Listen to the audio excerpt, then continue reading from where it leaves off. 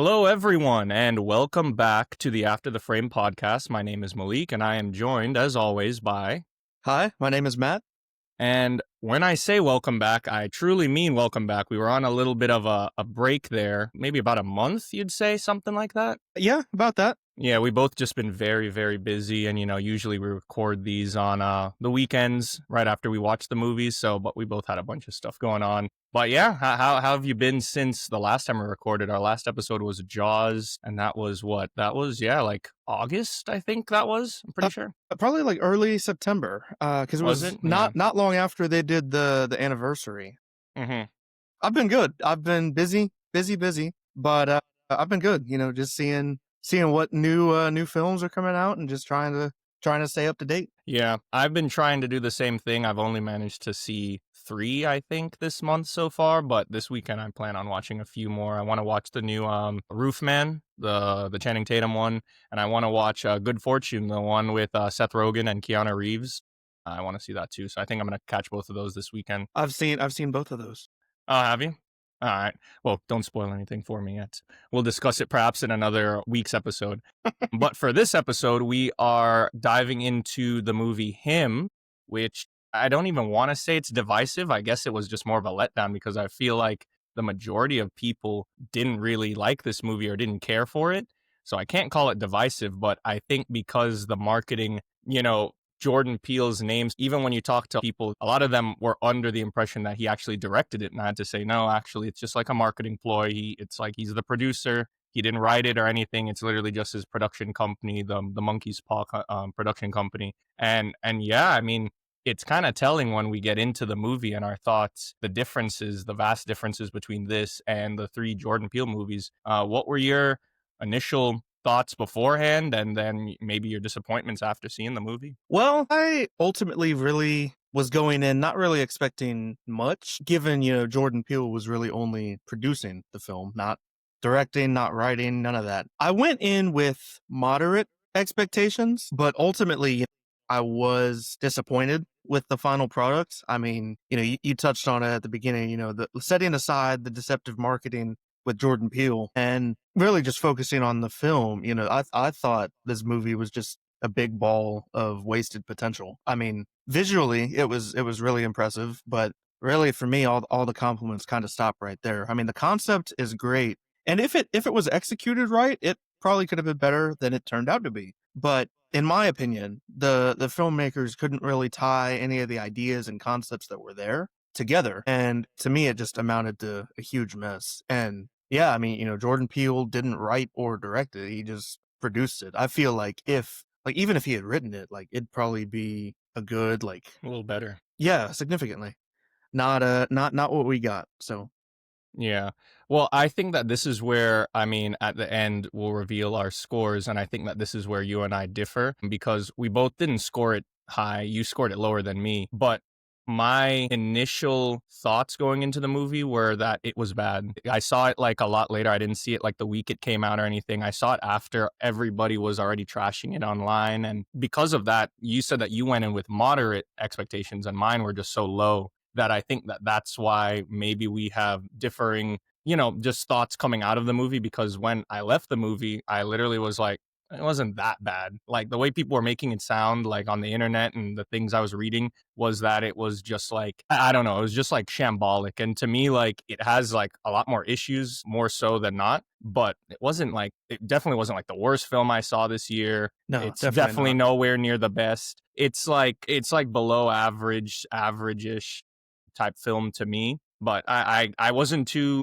upset by it, but I agree it had a lot of wasted potential that we can get into. But yeah, starting off, we're doing this podcast a little bit different now. Some people that have been listening to us for the past few months are a bit accustomed to us kind of just breaking the scenes down and everything.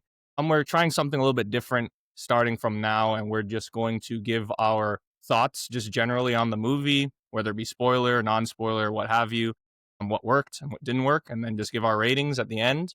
And then, that's it. So if you guys want us to revert back to doing the longer videos and kind of going into scene by scene and talking about specifics, do let us know. But for now, we're just going to try this new format. So yeah, we're going to start with the things that worked for us in the movie. And it sounds like from what you said, there's not a ton of things that worked for you. So I'll let you go first, 'cause I think that maybe mine will be a little bit longer than yours. Yeah, I have a couple notes off to the side as far as what did work. It's not a ton, but it's a decent amount. So starting off, my first note section is the visuals and cinematography. The movie does look really good, you know, from the lighting setups to the way that the camera lingers on these topics of, you know, isolation and obsession. The visuals really kind of trick you into thinking there's more depth than there actually is. And I thought the cinematography did a pretty good job of creating those feelings of unease, you know, wide shots of this compound, the sterile environment, and really just the mirror reflections. They really just make you feel like something's just slightly off. And you know, even if the story doesn't hold up, you can tell that the team behind the camera knew what they were doing. Next, I want to talk on the atmosphere and tone. There's a really distinct eerie tension throughout the first half. And you know, the score builds that dread effectively, and there's the silence between these moments that actually helps add to the discomfort.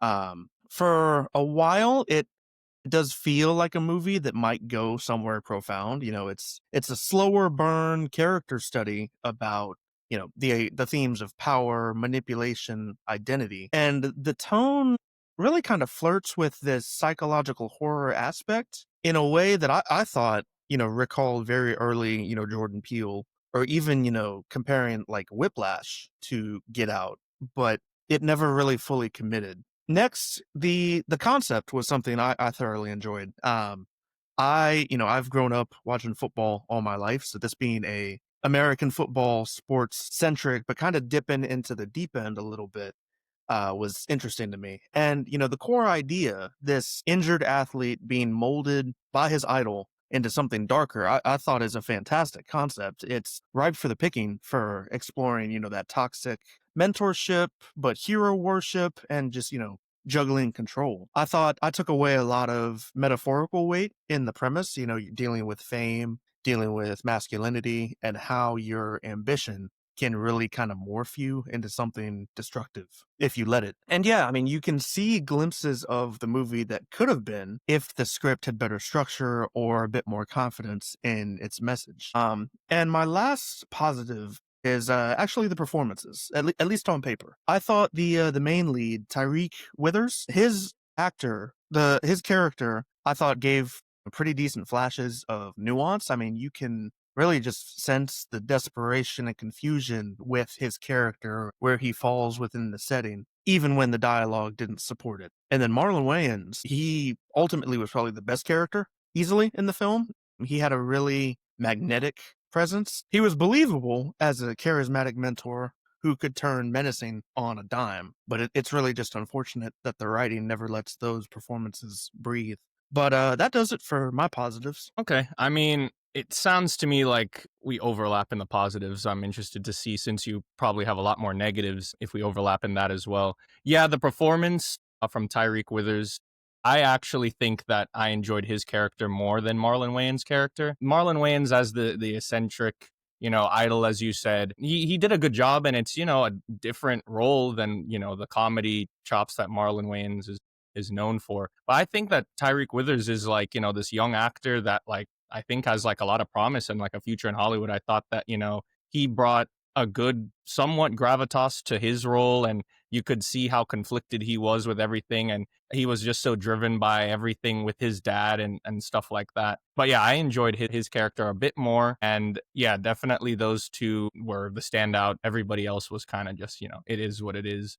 With those types of roles, I agree 100% with how the film looked. It had a unique style to it, as well as it being a sports movie that was about football, but it wasn't like, say, F1, where you're dealing with, you know, an actual set of, you know, racers, and they're going through all of their races and everything, and there's like all these things that are integral to the plot. This didn't have one football game in it. You know, it showed them practicing and whatnot, but like that wasn't the focus. So I thought that that was unique for a sports movie. But that, yeah, those were the two big things I think that were the positives for me. The film didn't really have the comedy to it. It didn't have a ton of charm, unfortunately.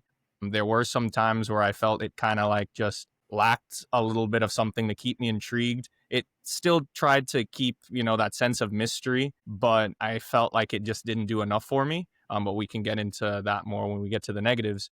And yeah, I'm more just so excited about the actor Tyreek Withers. I think like he'll be good in future stuff. It kind of reminds me of like how when Timothy Chalamet was young and was like doing all of these roles, he had like his breakout performances. I think that this is one of them, despite the fact that a lot of people don't really like the movie. I think most people are saying that he did a very good job.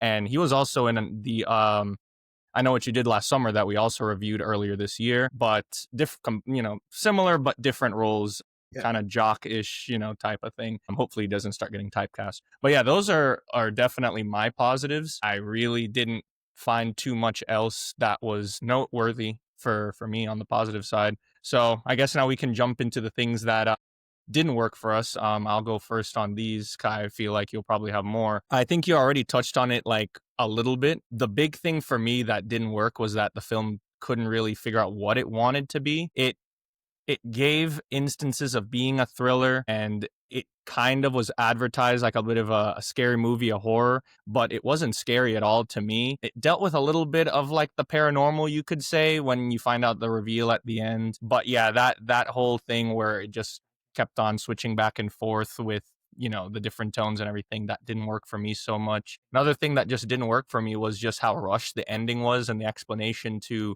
the entity him was in the movie. I guess we didn't need a ton of backstory to it, but I just felt like just the ending was almost cartoonish and felt completely detached from the rest of the movie. The scene with the wife of Marlon Wayans when she died, and like she was like running after Tyreek Withers' character, and like she trips on something and like cuts her head off. It was just like, so it reminded me of the Wayans brothers scary movie or something. Like it just got like so ridiculous at the end, and you don't really feel. That's one of the big things for me, is that like throughout the movie I was just kind of like, it just didn't move me. Like things were happening and I saw them on screen and I was like, yeah, whatever.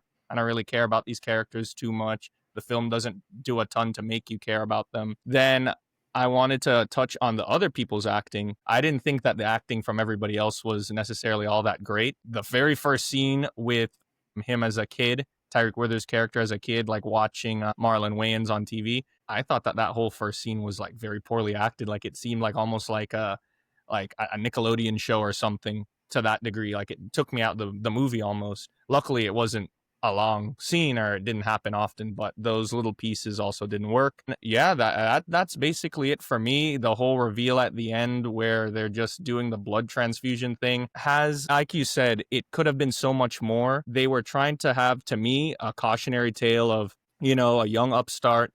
May it be anything in entertainment, could be Hollywood, could be what it was in this movie, sports, where it's, you see your idols, you see these people on TV, you want what they have, you want to get that type of life, but then it's when the cameras turn off and then you see all these little things going on behind the scenes.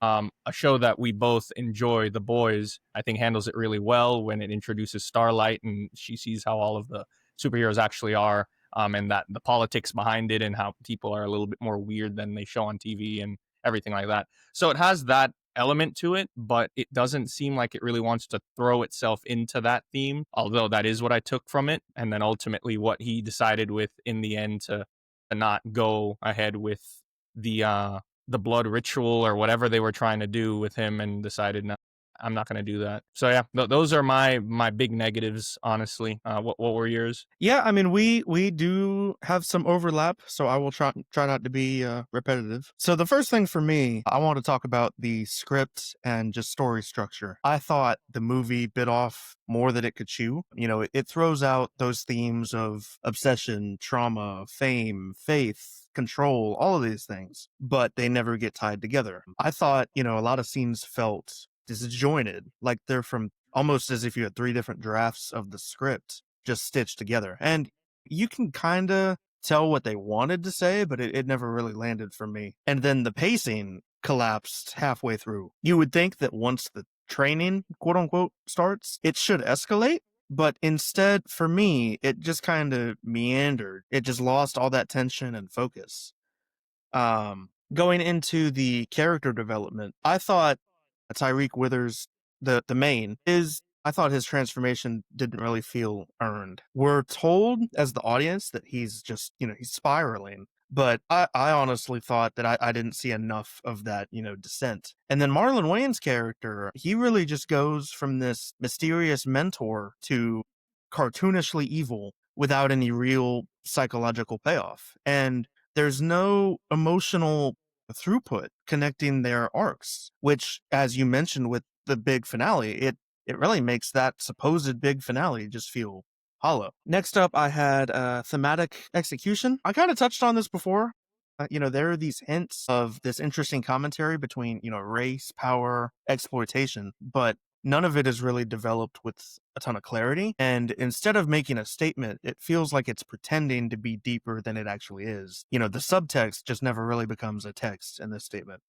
I thought of it, it wants to be a conversation starter movie, but ends up being one you forget about after like a day. Going into the direction and tone confusion, as you alluded to, it's like three movies fighting for control. You've got part thriller, you've got part sports drama, and you've got part social horror. And the result, none of them really work as a trio in and of itself. I thought the direction, it just kind of feels unsure of itself. There's these moments that should be tense are just undercut by this awkward pacing or tonal shifts. And then, yeah, by the end, it's unclear what you were supposed to feel as the audience. Were you supposed to be disturbed? Or were you supposed to be inspired? Or in my case, just disappointed. And then the elephant in the room, the marketing and expectation problem. This movie leans heavily from the producers of Jordan Peele. It leans on that angle. Ultimately, misleads people into thinking Peele actually or directed it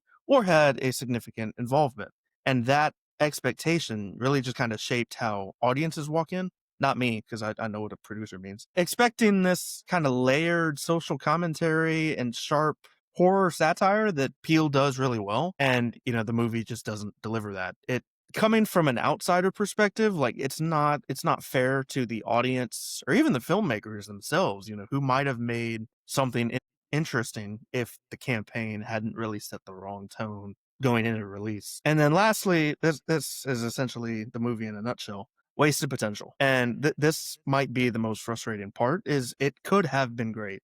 The bones of something special were truly there. And I think there's a version of the movie that really dives into this, psychological manipulation, fame, and identity with, a purpose. But the version we got just never really commits. Ultimately, I walked away feeling like I had essentially just watched a trailer for a much better movie that didn't exist. So that's everything I had on the negatives. So you're basically saying that they should release the Snyder cut of this movie, huh? Well, supposedly there are alternate endings. I understand a lot of the gripes that you said. Some of the stuff, like for instance, Tyreek Withers' characters and everything like that, like him not really feeling like he earned all of that. I personally felt like it's not a matter of like that he earned it. I felt like it was just too tame of an ending because, like you said, like you kind of already throughout the course of the film see that something's wrong with Marlon Wayans, something's up with these people. You have those weird fans that are like basically cult like followers, and they're coming and they're trying to attack him and all these strange things. But throughout the movie, you see that he's like a nice guy. He has the pressure of the world. Like he's meant to be like the next big thing in the NFL or whatever the hell the movie calls their version of their league. Mhm. But you see the pressure from the beginning of the movie between like I think it's his brother, his mom, like all these things. But at the end of the day, they keep on showing that he's a family man, like he's still a good-hearted kid.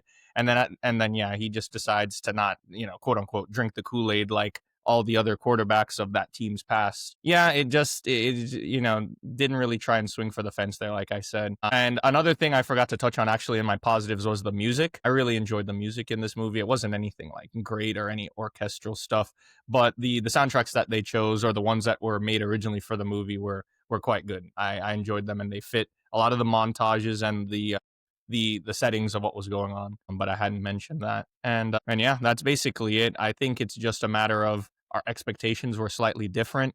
You and I both knew it wasn't going to be a Jordan Peele movie. He didn't write it, he didn't direct it. So I already was like, just because, he produces it, some producers are very hands-on. Maybe he had more things to say or do with the creative, but obviously that's not the case. He was probably too busy firing those two guys that didn't get him the weapon script to be doing anything with this movie. But yeah, I have no doubt that had Jordan Peele directed and written this movie, that like you put it perfectly, that there was definitely bones of something that could have been much more. And it had the vibe of a Jordan Peele movie, like his three previous ones, but it was just missing basically just Jordan Peele. There's really not much more to say on that. Do you have anything else before we just get into final thoughts and ratings? No, we can dive right in. All right. Well, my final thought in this movie was that, in my opinion, just based on the fact that everybody was acting like it was like one of the worst movies ever, it wasn't that bad. It's very much like a movie that you watch and it's like that was a film, It doesn't move you in any way. It doesn't, or at least it didn't move me in any way. Didn't make me, as I said, care to see these characters again. Didn't really care for the characters really while the movie was going on. But at the same time, it's not like I walked out the movie and I hated it, or I despised a certain aspect of the movie. There were just a lot more things that didn't work for me, and I agree with what you're saying that it definitely could have been better. But for me, yeah, not the worst movie I've seen, nor the worst movie I've seen this year. So yeah, those are my final thoughts. Would you watch it again? No. But that's the thing with me, is that there's a lot of movies that I think are good, but I don't really have an intention to watch it again. What we watched a few years ago, Oppenheimer, very good, but very long and boring. Like, I'm not going to sit down and watch Oppenheimer again. You know what I mean? So it just depends. Like, if there's an entertainment factor to it, if it's like a classic, like the Raimi trilogy or something, or the Dark Knight trilogy, things like that. Those classic movies, or even Jaws, what we just talked about, things of that nature. I watch, or even now it's Halloween time. I watch like the same stuff. I watch like Beetlejuice. I watch, the same horror movies like every year. Those are the things that I'll rewatch. But this one, no. And I wouldn't really recommend this movie to anyone. Like, this is definitely oh, you can wait till streaming if you really wanted to see what all the fuss was about, but I you can think you skip can it. just skip it. Yeah. Yeah, you're not missing much. But like I said, like, if you really just, that's honestly why I ended up going, because usually when I hear that a film is getting this much backlash, I'm like, I'm not even gonna bother. But I was just so curious as to what the fuss was about. And then when I went, I was like, I wasn't. I don't think. I think people were fussing a bit too much. But you know how online is. But yeah, it was very much of a nothing movie for me. How did So you yeah, gone. score it? I'm gonna pull that up right now. I'm going to now start doing my number ratings rather than the stars, because I don't think the stars are very telling. I gave it a 6.3 out of 10. You were very gracious. Yeah, because I can't say it was a good movie, but to me, it also wasn't a bad movie. Just because a movie's expectations, or what people's expectations were of it, didn't meet the audience's expectations, I don't think that necessarily like dictates it to be a bad movie. So I think that the good is what brought it up, like the acting, the cinematography, the music, and the fact that it at least had, a theme to it, or attempted to have a theme, and it dared to be a little bit different. It dared to be a little bit bold. Didn't work out, but at the very least, I've seen some movies this year that I walked out that I don't even know what the theme was. They just didn't even try and think of anything different. So I have to give it brownie points for that. I think it's solid 6 out of 10 movie for me. Like, it's not good, but also not bad. Okay. So before I reveal my numbers, I had to Oh do a boy. quick internet search. Hmm. So on Rotten Tomatoes, it is currently sitting at a 31%. IMDb, it is at a 5.1 out of 10. And Fandango has it at a 57%. Mhm. I gave it a 3.8 out of 10. I know that might sound low, Very harsh, I think. but, well, I think it's fair given my rationale behind it. To me, it was ultimately, the cinematic definition of you get nice visuals, but there's no soul in the movie. Hmm. I took it as a film that, mistakes mood for meaning and really spectacle for substance. You can sit there for the hour and a half long movie and admire the aesthetic and still feel completely unsatisfied when the credits roll. Yeah. And I mean, it's ultimately just, it's a cautionary tale in filmmaking. I mean, it's a good idea, but good ideas don't always make good movies. So it's definitely not the worst movie I've seen this year, but I've seen a lot. It'd probably take me a while to dig through that, but it is not great. I would not watch it again. Oh no, it's not I'm not great at all. surprised I'm lower than you on it, but yeah, Yeah, no, I get it. Like I understand why. Just the way that I do my system for rating things, it gives films a lot more credit. If I went based off of literally how I felt leaving it, yeah, it would be very low. But I like to at least give the film like, its brownie points for the cinematography, the acting, what have you. But yeah, to me, what anything that anybody wants to rate this movie, as long as it's not like higher than a 6. I think the 6 is like the highest you could give it for the movie it is. And I think that the only reason why I gave it such a high rating is because of, like I said, my expectations were literally so low. I was expecting to me, a 2 out of 10 movie, but I was like, it wasn't that bad. It's like, so I feel as though if I had watched it like opening weekend and I knew nothing going into it other than the trailer and the things I knew, then perhaps we'd be having a different rating. But all of that does that, all of those things do come into the ratings that I do. So yeah, that's it for me. I don't the fact that you had a 3.8, can't disagree.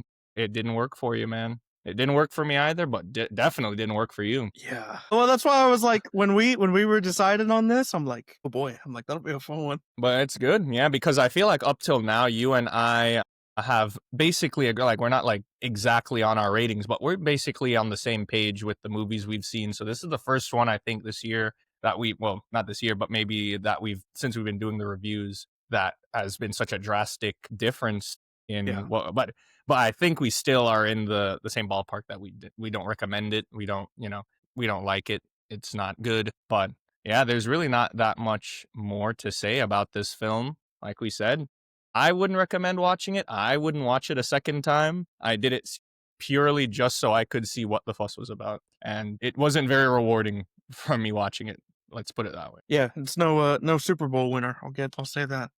There you go.